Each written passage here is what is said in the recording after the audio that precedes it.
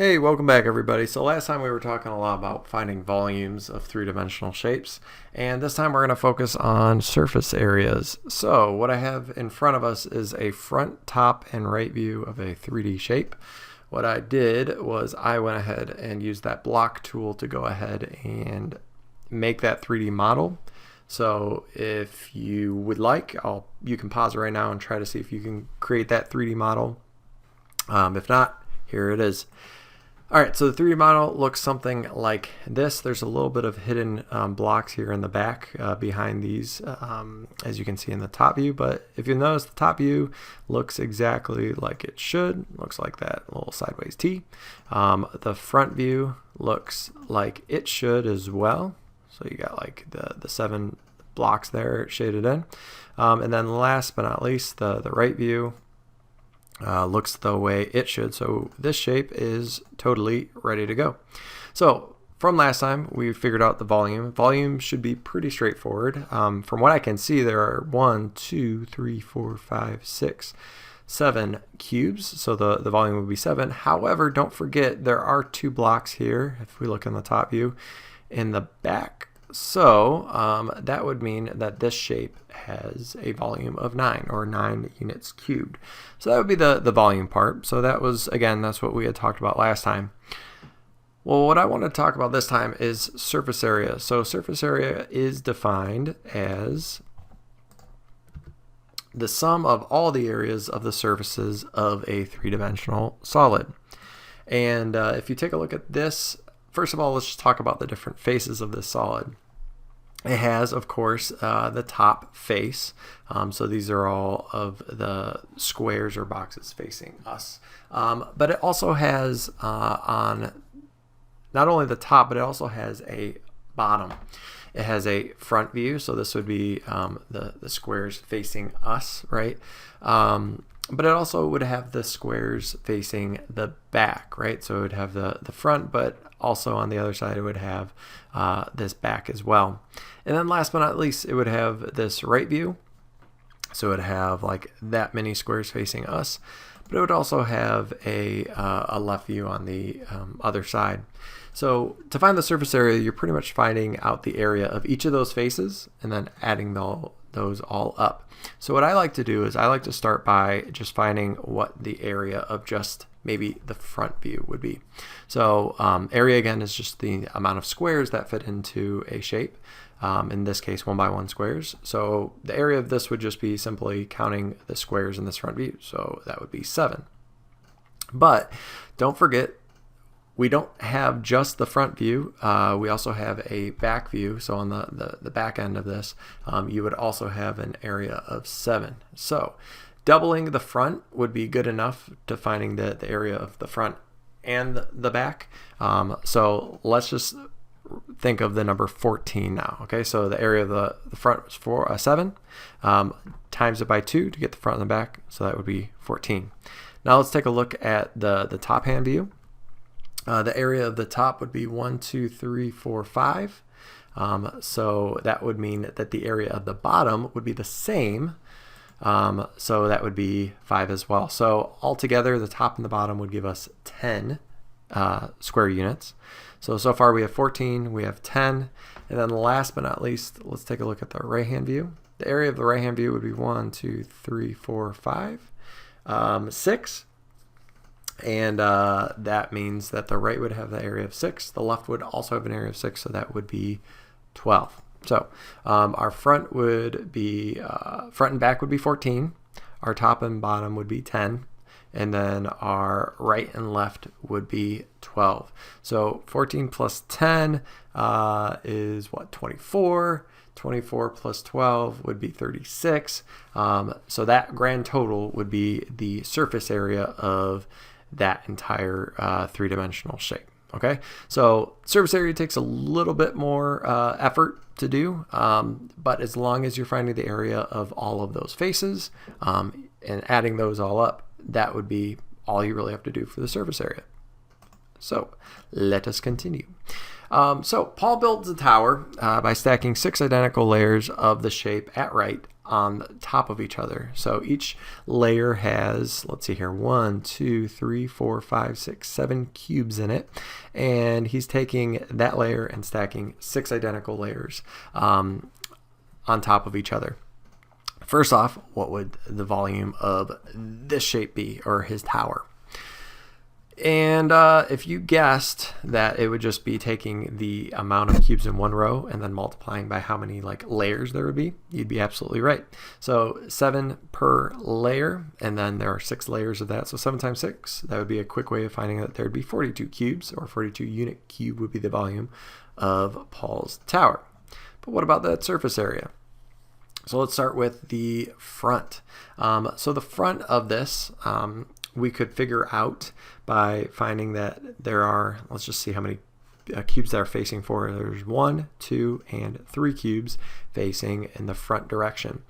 That would mean that in that whole entire front side, because again there are 6 layers of that, there would be what, 1, 2, 3 times 6, so 18. So the area of the front would be 18.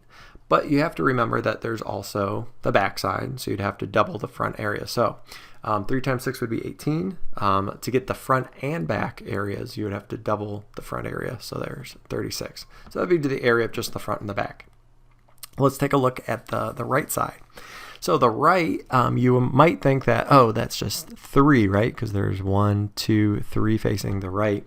But I don't know if you guys can see this, but there's an additional 1 right back there, and if you miss it, you might completely forget this, but there is 1 right there as well, facing outwards. Now, if you looked at just the right view, you'd miss that, so that's why you might want to look at that isometric view. But there's technically 1, 2, 3, 4 squares facing right. So if you multiply 4 times 6, that would give you 24. That would be the area of just the right side. You'd have to double it to get the left side. So 4 times 6 is 24, and then 24 times 2, doubling it, would get you both the right and the left area. And last but not least, let's get the top and then the bottom. So the top, we could just count right from the top, 1, 2, 3, 4, 5, 6, 7. And that would just be the area of the top. We don't have to multiply it by 6 because really that is the top layer. You're not going depth, or you're not going deep or anything. But to get the bottom, you are going to have to double that. So the top is just simply 7. To get the top and bottom, you'd have to double that. Now to get the complete surface area, you would have to add up all 3 of these, or in this case, technically all 6 faces, the front, back, the right, the left, the top, and the bottom. And then that would give us our complete surface area, which in this case is going to be 98 units squared. Okay, so again, units squared for areas, again, units cubed for volumes. So let's try a few more and then we will get out of here. But before we do, let's talk about a key definition. So Paul's tower, when you look back at it, is a example of what is known as a prism. Prisms are 3-dimensional objects that have 2 polygons, or 2 faces. So in this case, there's a rectangle on one side and that same rectangle on the other. There's a triangle on this side and there's that same triangle on the other.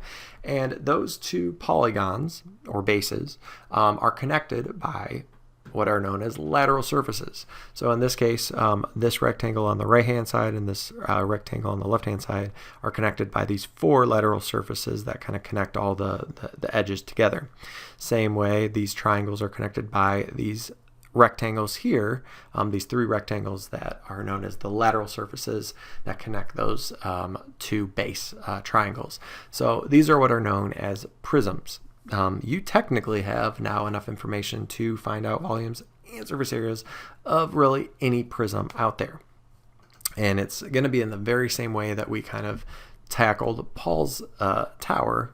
Going to be a very similar technique to doing pretty much any prism. So let's look at a few prisms and find the volume and surface areas for each.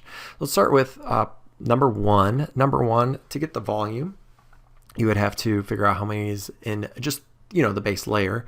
So the base layer here would be 1, 2, 3, 4 cubes, and this tower, for instance, is 1, 2, 3, 4, 5 tall. So just doing a 4 times 5, that would be enough to get your volume for that. So 20 units cubed would be the volume.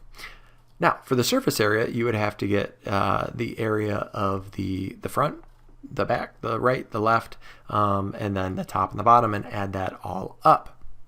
So the front, I'm seeing 1, 2, 3, 4, 5, 6, 7, 8, 9, 10 squares facing the front, and the back would just be double that. And then on the right, I'm seeing what, 1, 2, 3, 4, 5, and another 2 rows of that. So 15 would be facing right. So that would mean double that would be the amount of squares for the left and the right. So that'd be 30.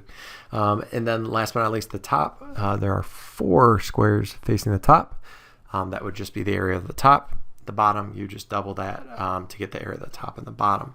So the surface area would be, adding these all up, would be 20 for the front and the back, 30 for the left and the right, 8 for the top and the bottom. Add those all up and you get 58 units squared.